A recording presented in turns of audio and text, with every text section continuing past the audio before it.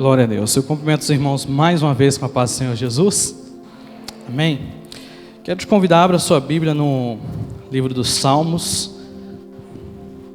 Um salmo bastante conhecido. Salmo de número 23. Eu quero compartilhar uma palavra de Deus ao seu coração. No livro do Salmo. Livro dos Salmos, no Salmo de número 23. Enquanto você abre a sua Bíblia, eu vou compartilhar apenas uma história, uma breve história com você. Conta-se uma história com a emissora de rádio há alguns anos atrás. Ela criou um concurso de locução. E ela convidou seus ouvintes a participarem desse concurso. E não só participarem, mas ajudarem a escolher uma passagem da Bíblia. Eles queriam esse concurso, eles queriam que o texto desse concurso fosse uma história da Bíblia, para ser ali falada no momento, ali naquele concurso de locução. Então os ouvintes daquela rádio votaram e em meio a tantos textos belos da Bíblia, o texto escolhido foi justamente o Salmo 23. Chegou o dia do concurso, muitas pessoas se inscreveram, cada locutor, um mais técnico do que o outro, Juliana, aqueles vozeirão de locutor que a gente sempre ouve em rádio aí, e cada um mais belo que o outro, e cada um com a sua devida nota, sendo avaliada ali naquele concurso. E por último chega um senhor já de idade, um velhinho, e esse velhinho já com a voz trêmula, com a voz rouca, não tinha nenhum quesito técnico para estar ali naquele concurso. Mas quando ele termina de recitar o Salmo 23, aquelas pessoas estão em prantos, algumas delas chorando, outras tão emocionadas. Aquela banca de jurados do concurso estava tão emocionada que ela não conseguia sequer anotar a nota, colocar uma nota para aquele senhor. E alguém desapercebido no meio daquelas pessoas pergunta: mas o que está acontecendo? O que houve? O que esse senhor fez de tão grande que essas pessoas estão dessa forma? E aquela pessoa responde o seguinte: em meio a todas essas pessoas aqui que recitaram o Salmo 23, ficou claro que todas elas conhecem o Salmo do pastor. Todavia esse Senhor provou para todos nós que Ele não conhece só o Salmo do pastor, Ele conhece o pastor do Salmo. E essa história reflete muito as nossas vidas. Muitas das vezes nós estamos na igreja, se eu pegar talvez uma ou duas pessoas aqui e chamar aqui à frente, vai recitar o Salmo 23 de cor. Talvez algumas mudanças verbais, algumas palavras que vão ser trocadas, mas o sentido do Salmo 23 vai continuar o mesmo. Eu desde criança, eu me lembro que desde muito pequeno na igreja, o salmo que mais se ouvia as pessoas citarem, as pessoas mencionarem, era o Salmo 23. Mas a triste realidade é que muitas pessoas conhecem o Salmo do pastor, mas não conhecem o pastor do Salmo 23. Conhecer o Salmo 23, o Salmo do pastor, é muito bom, mas conhecer o pastor do Salmo 23, isso não tem como eu te explicar não, porque isso é mais do que maravilhoso. Vamos ler então o Salmo 23. O Senhor é o meu pastor, nada me faltará. Deitar-me faz em verdes pastos, guia-me mansamente a águas tranquilas, refrigera a minha alma. Guia-me pelas veredas da justiça por amor do seu nome. Ainda que eu andasse pelo vale da sombra da morte, eu não temeria mal algum, porque tu estás comigo. A tua vara e o teu cajado me consolam. Preparas uma mesa perante mim na presença dos meus inimigos. Unge a minha cabeça com óleo e o meu cálice transborda. Certamente que a bondade e a misericórdia me seguirão todos os dias da minha vida, e habitarei na casa do Senhor por longos dias. Não feche a sua Bíblia, deixa a sua Bíblia aberta aí Incline a sua cabeça, feche teus olhos rapidinho. Deus, nós te rendemos graças mais uma vez e bendizemos o teu santo nome. Queremos te adorar e exaltar. Nesse momento, leva a nossa mente cativa até o teu trono da graça. Nos dê entendimento, sabedoria e inteligência para compreendermos na totalidade aquilo que o Senhor quer revelar para nós nessa noite. Que eu seja apenas o canal e que a mensagem seja aquilo que o Senhor quer falar com a tua igreja nessa noite, em nome e pelo nome de Jesus. O Salmo 23 é um salmo bastante conhecido por todos nós, e é um salmo que desde muito tempo atrás é um salmo atribuído a Davi. E uma curiosidade sobre a história de Davi, sobre a historicidade de Davi, é que cientificamente comprovado, Davi só foi comprovada a existência de Davi em meados de 1923. Até meados de 1923, muitos cientistas, muitos historiadores achavam que Davi era apenas uma historinha bíblica, um conto de carochinha, vamos assim dizer. Era apenas uma invenção dos evangélicos e dos católicos de alguém que foi um rei e que marcou a história. Porque se não existisse Davi, toda a posteridade seria anulada, até mesmo o Messias, o filho de Davi, seria anulado. E em 1923, um achado arqueológico comprovou a vida de Davi, comprovou que Davi de fato existiu. Mas muito antes disso, já era atribuído a Davi o Salmo de número 23, e posterior a isso só foi confirmada muitas outras coisas que a Bíblia fala acerca de Davi. Davi, nós conhecemos, Davi é o famoso derrotador de gigante, né? Nós conhecemos ele como o famoso rei Davi. Mas o rei Davi, antes de ser rei, antes de derrotar o gigante, era um simples jovem, um simples pastor de ovelhas. E alguns historiadores vão acreditar que o Salmo 23 foi escrito enquanto Davi ainda era pastor de ovelhas. Um jovem pastor de ovelhas vai escrever o Salmo 23, esse salmo que nós conhecemos tanto. Davi, melhor do que ninguém, por conviver diariamente, por estar diariamente com as ovelhas, e por ser um pastor de ovelhas, ele podia falar com propriedade o que é ser um pastor de ovelhas. E é por isso que ele vai descrever com tanta beleza o Salmo 23. É por isso que ele vai descrever com tanta sabedoria o Salmo 23. Nós vamos entender um pouco sobre como funciona o cuidado de uma ovelha. Como funciona, como é a vida de um pastor de ovelhas de verdade. No Oriente Médio, onde ainda muito se é praticado o cuidado de ovelhas, ainda se tem muitos pastores de ovelhas. No Oriente Médio, nós vamos perceber que é um lugar bastante deserto, tem muito deserto. Então, nós vamos ver o aprisco, que é o lugar onde ficam as ovelhas. Podemos dizer ali, seria o curral, vamos dizer assim. Eles chamam de aprisco, onde ficam as ovelhas. Porém, entre o aprisco e o pasto, que deveria ser um lugar que tivesse vegetação e tivesse bastante água, para que aquelas ovelhas pudessem se alimentar e saciar a sua sede, existia então o deserto. Então, em meio ao deserto, aquele pastor tem a árdua tarefa de pegar o seu rebanho, pegar as suas ovelhas e conduzi-las desde o aprisco até o lugar chamado oásis. Eles chamam de oásis, um lugar em meio ao deserto que tem água e tem vegetação com abundância para aquelas ovelhas se alimentarem. Então, a primeira tarefa do pastor de ovelhas, ele precisa acordar bem cedo, ainda de madrugada, para que o sol escaldante do deserto não venha debilitar tanto as ovelhas naquela travessia pelo deserto.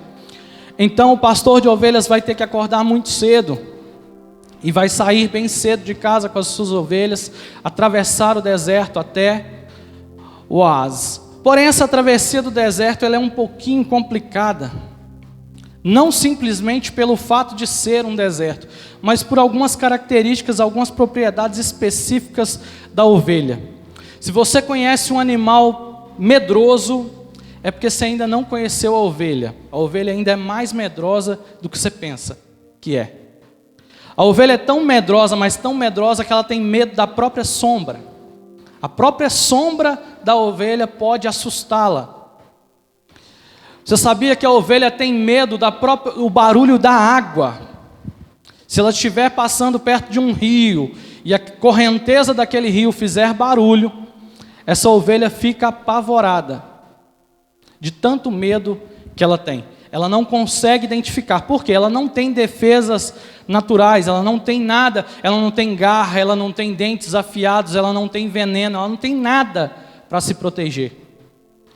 E também ela não tem uma habilidade muito grande para poder correr e dizer, eu vou fugir daqui, porque uma ovelha adulta, ela pesa mais ou menos entre 40 e 50 quilos, a sua lã tem entre 4 e 12 quilos, entre cada vez que se poda a sua lã, aí vai variar um pouco de ovelha para ovelha e o tempo, e o intervalo entre a poda.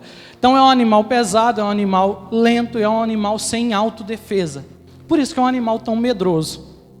Aí eu já vejo o crente olhando e pensando, eu já entendi algumas coisas na minha vida. Mas vamos lá que eu vou chegar aonde nós precisamos entender o que o Salmo 23 de fato nos revela acerca de Deus, acerca do cuidado de Deus para nós. Nós somos a única religião que tem a audácia de se comparar com a ovelha e de tratar o nosso Senhor, o nosso Salvador, como pastor de ovelhas. Por que nós fazemos isso? Porque nós vamos entender hoje algumas características que nós possuímos. Talvez você nunca imaginou que você teria essas características igualzinho à ovelha. E nós vamos entender que o nosso pastor, que o nosso Senhor é de fato o pastor. A primeira coisa que nós vamos ver no Salmo 23, o primeiro verso começa: o Senhor é o meu pastor, nada me faltará. Na tradução original, o Salmo 23 originalmente foi escrito em hebraico, e na descrição original, no texto original, Davi usa a expressão Adonai Rui, que significa nada mais, nada menos que Senhor, o meu pastor. Davi, ele começa o salmo dizendo: Senhor, o meu pastor. E a expressão nada me faltará, muito diferente do que nós podemos entender no português, que é eu vou ter todas as coisas, eu vou ter tudo o que eu quiser, eu vou ter tudo o que eu desejar. No hebraico ela é bem diferente. A expressão usada por Davi no hebraico, ela significa eu vou ter, de nada eu terei falta, ainda que eu não tenha tudo. A expressão nada me faltará, a expressão que Davi vai usar é: de nada eu terei falta, ainda que eu não tenho tudo. Então a primeira coisa que nós vamos aprender aqui no Salmo 23 é que o Senhor, Ele é o nosso pastor. E eu não vou ter tudo. Eu não vou ter tudo que eu quiser, eu não vou ter tudo que eu desejar. Mas eu vou ter muito mais do que eu mereço. E eu vou ter tudo aquilo que eu necessito. Tudo aquilo que for necessidade na sua vida, pode ter certeza que você vai ter. Não fique triste quando você começar a orar por alguma coisa, por algum desejo do seu coração, e você orar e não for atendido. Não fique triste. É apenas o bom pastor olhando para você e dizendo: você não tem necessidade disso. E Ele é o bom pastor, Ele sabe o que é melhor para nós. Embora a gente pense que saibamos o que é melhor para nós, mas Ele está acima de tudo e acima de todos, e Ele compreende na totalidade. Quando nós colocamos de novo a ovelha em foco, o animal ovelha em foco, nós vamos perceber que devido à sua característica de medo, ela vai sair com o pastor, vai ser levada pelo pastor, vai ser conduzida pelo pastor até os pastos verdejantes, que o salmista Davi vai nos dizer no verso 2: deitar-me faz em verdes pastos. Algumas traduções, leva-me a pastos verdejantes. E nesse lugar, nesse oásis, onde os pastos são verdejantes, onde há abundância de alimento para aquelas ovelhas, também há água. Só que essa água, muitas das vezes, em alguns lugares, era um pequeno riacho que passava em meio ao deserto. Um lugar bastante conhecido e bastante mencionado na Bíblia, ali na região do Oriente Médio, é um lugar chamado En-Gedi. Era um lugar bastante citado, bastante mencionado na Bíblia. Era um desses oásis, era um desses lugares onde os pastores levavam as suas ovelhas para serem cuidadas ali, para pastarem ali durante o dia. Então, nesse lugar existia uma certa correnteza nas águas. E o que acontecia? Algumas ovelhas chegavam, às vezes acostumadas já com o lugar, não se assustavam tanto com aquele lugar, com aquela água, iam lá e conseguiam tomar água. Porém outras, tão amedrontadas que ficavam pela simples correnteza da água, não conseguiam sequer se aproximar da água para poder tomar. Tinha tanto medo, tinha medo do barulho da água, e quando chegava próximo da água, o reflexo dela na água a assustava.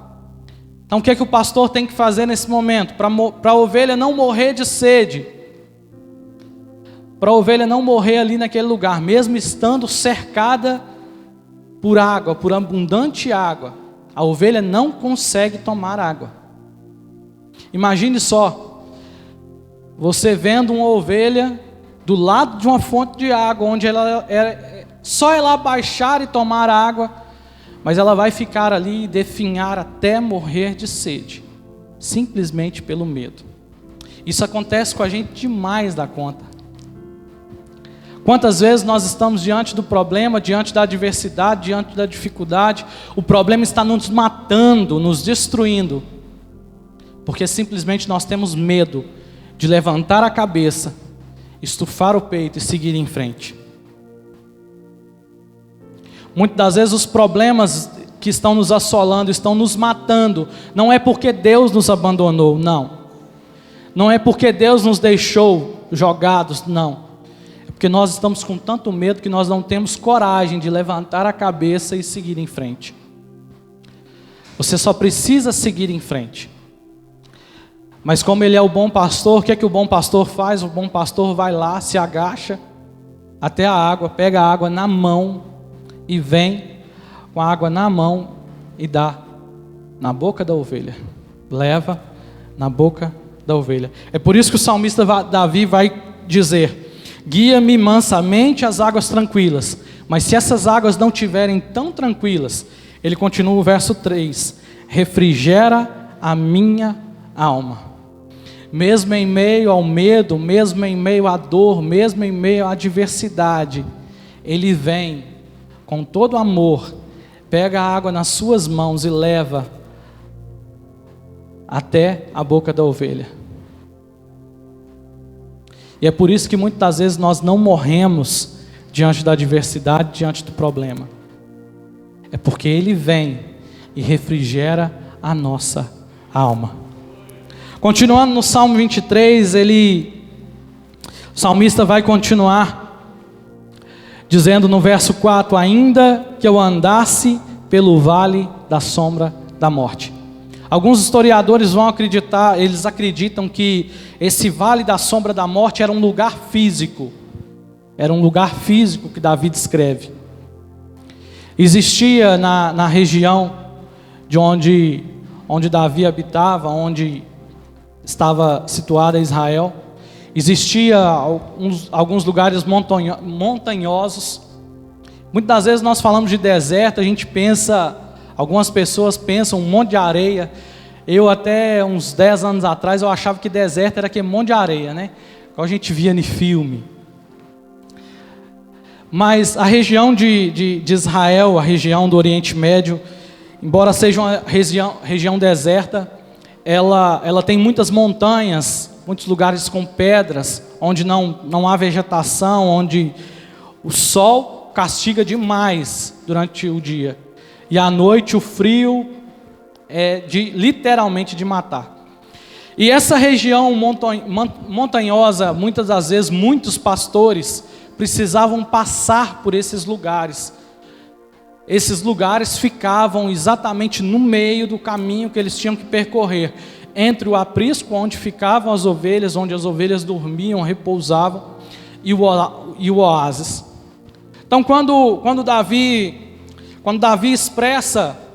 escreve o verso 5, o verso 4, ele escreve com propriedade: ainda que eu andasse pelo vale da sombra da morte, eu não temeria mal algum, porque tu estás comigo. Mesmo em meio àquele vale, mesmo em meio àquelas montanhas, lugares perigosos, onde a ovelha pode escorregar, pode cair, lugares estreitos, o pastor conduz a ovelha. E algo engraçado, uma técnica bastante engraçada do tempo de Davi,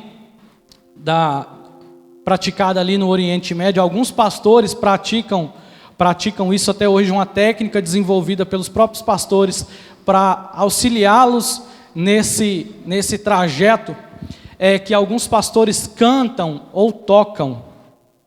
A maioria, na verdade, canta. Vai cantando alguma música no meio do caminho. E o que é que as ovelhas automaticamente fazem? Quando o pastor começa a cantar? O pastor começa a cantar. As ovelhas formam atrás do pastor uma fila indiana, uma atrás da outra, certinho. Esses dias eu estava até vendo um vídeo ilustrando isso e eu achei interessante demais. O pastor vai à frente cantando e as ovelhas. Esse vídeo era com animais, tá, gente? Não era uma encenação, não. Eram os animais mesmo, as ovelhas. O pastor vai à frente cantando e as ovelhas vão seguindo o rastro do pastor. Onde o pastor passa, as ovelhas passam. E nenhuma sai daquela fila. Nenhuma delas se desvia daquela fila. E o pastor vai cantando, alguns vão cantando e tocando. Aí eu me lembro de Davi, que tocava a harpa e cantava também muito bem. E eu também vou lá para João 10,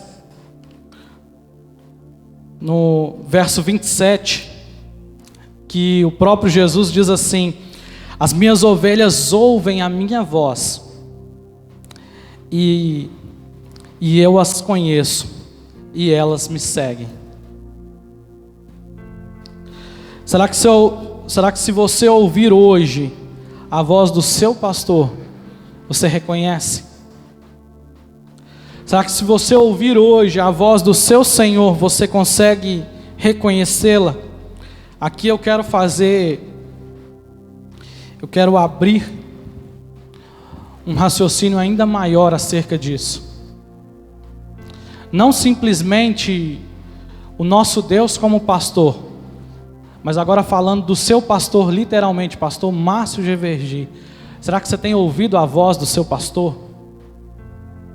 Será que quando ele sobe nesse altar e dá algum direcionamento, como nós ouvimos o testemunho de hoje aqui, que testemunho lindo, apenas de ouvir a voz do pastor, ouvir a orientação do pastor. Será que você tem ouvido a voz do seu pastor? Será que você tem seguido a orientação do seu pastor? Voltando ao texto, nós vamos ver o verso 5.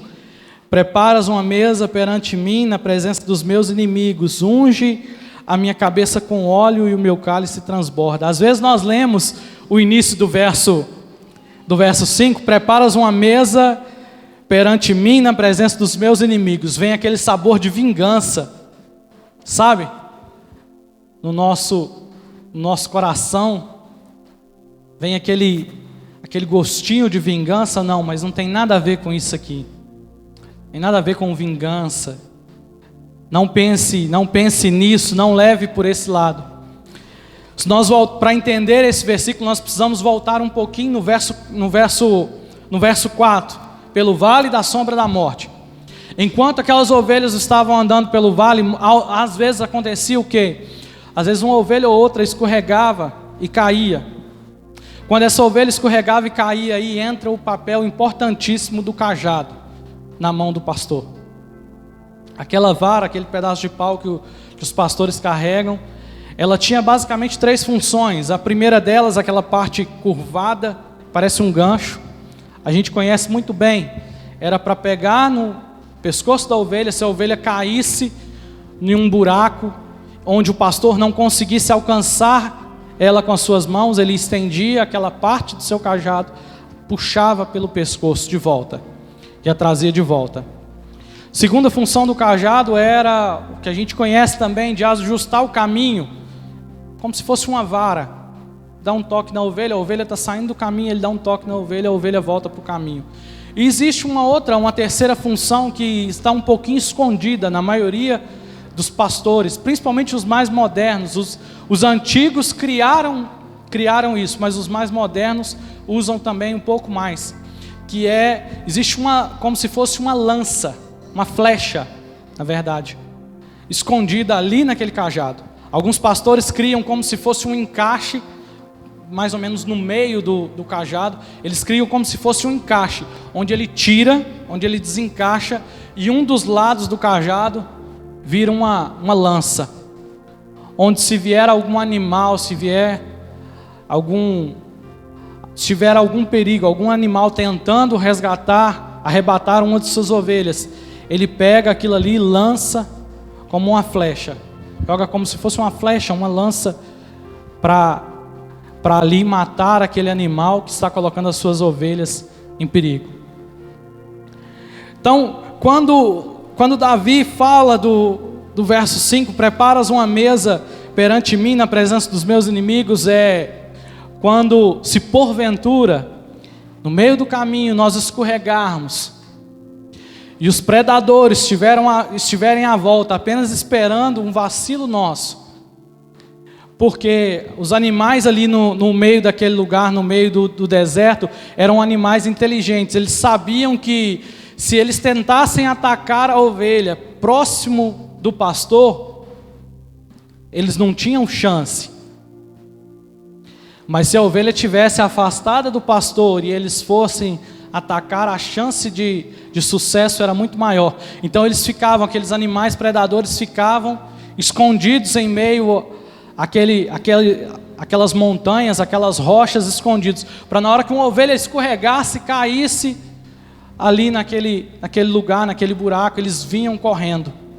Aí é onde tudo faz sentido, né? No verso 5, preparas uma mesa perante mim na presença dos meus inimigos. Ou seja, o que Davi está dizendo? Senhor, eu sou uma ovelha que escorreguei e caí, mas eu estou esperando o Senhor me resgatar, porque eu acredito que o Senhor vai me resgatar, e os meus inimigos vão ficar à volta, como costumamos dizer hoje, chupando dedo. Vão ficar desorientados. Por quê? Porque o meu pastor, ele me resgata, mesmo quando eu caio. Mesmo se eu cair, ele virá e vai me resgatar. E o salmista Davi finaliza o Salmo 23, no verso 6. E para entender ainda melhor o verso 6, nós precisamos entender como funciona o retorno das ovelhas para o aprisco. Como eu disse, as ovelhas precisam sair, o pastor precisa sair bem cedo com as suas ovelhas do aprisco, para que não peguem o sol escaldante, não maltrate tanto as ovelhas, e as ovelhas não tenham sua vida ceifada por causa do sol excessivo ali no caminho.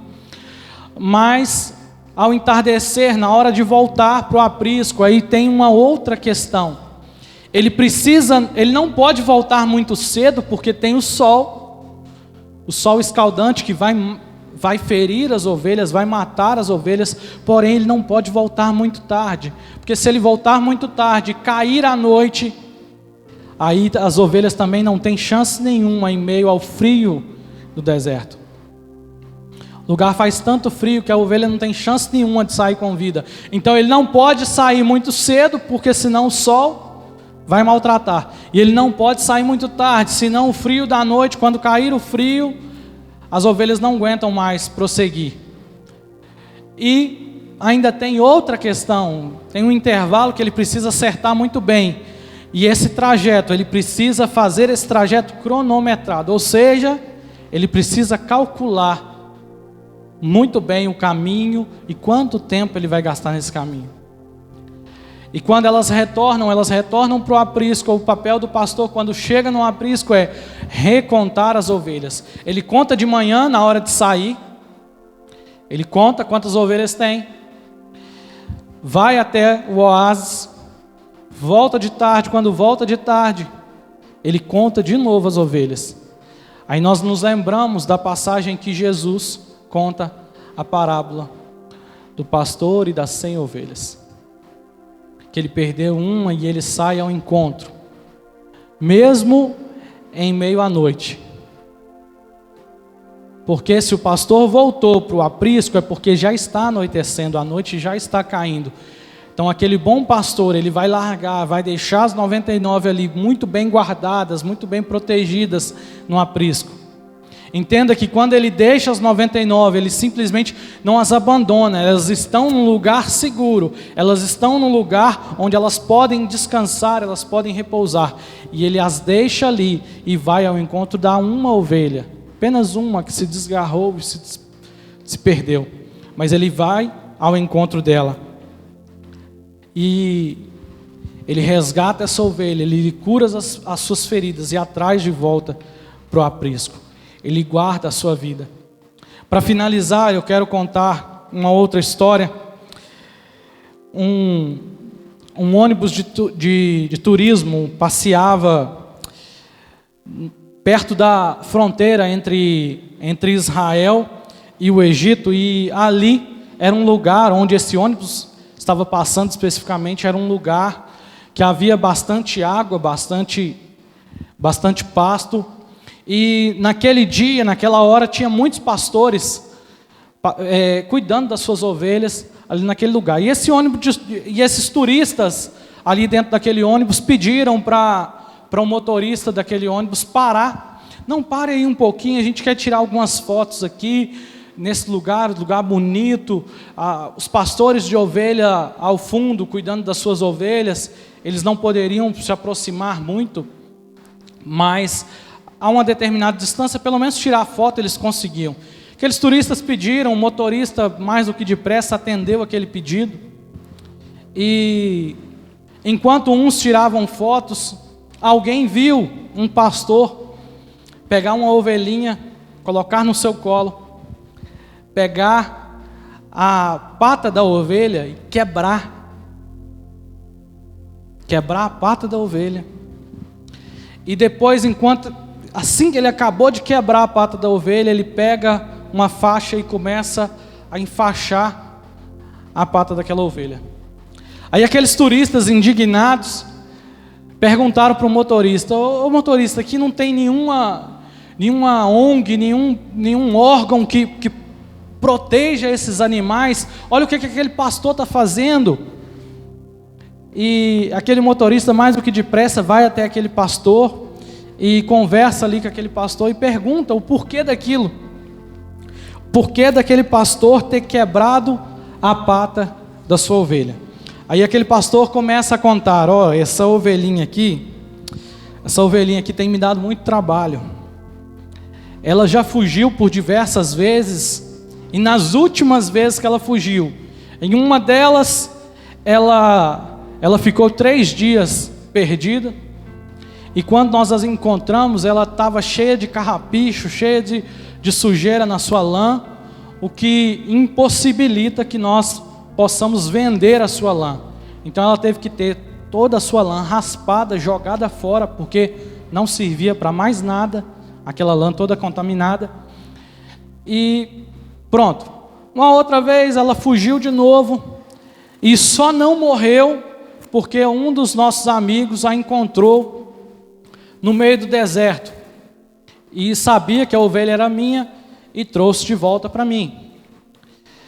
E a última vez, a mais recente, ela só não morreu, porque eu cheguei a tempo dela não ser picada por uma cobra venenosa.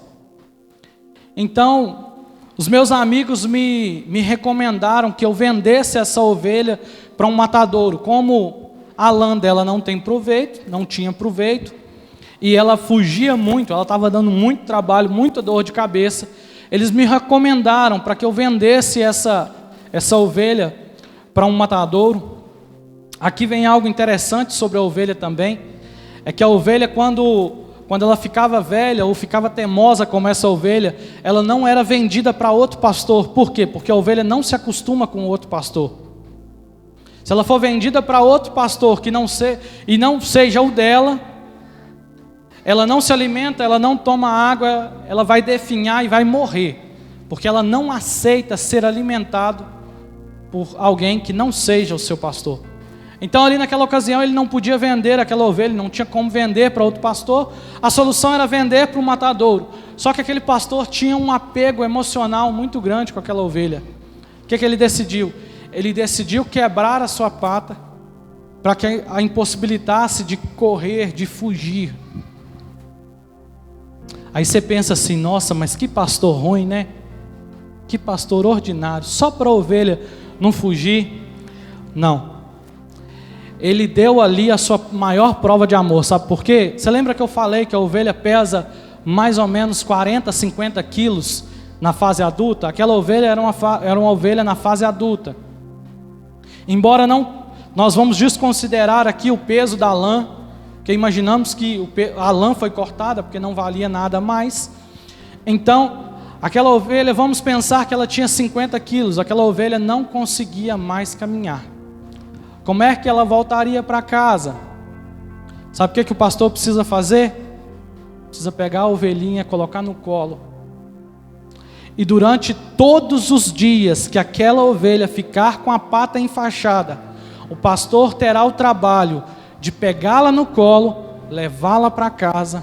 No outro dia de manhã, pegar ela no colo, levar de volta para o oásis. No outro dia à tarde. E assim, cerca de 5 até 10 dias, dependendo da ovelha, até ela se curar e conseguir caminhar sozinha. Então entenda aqui uma coisa muito importante.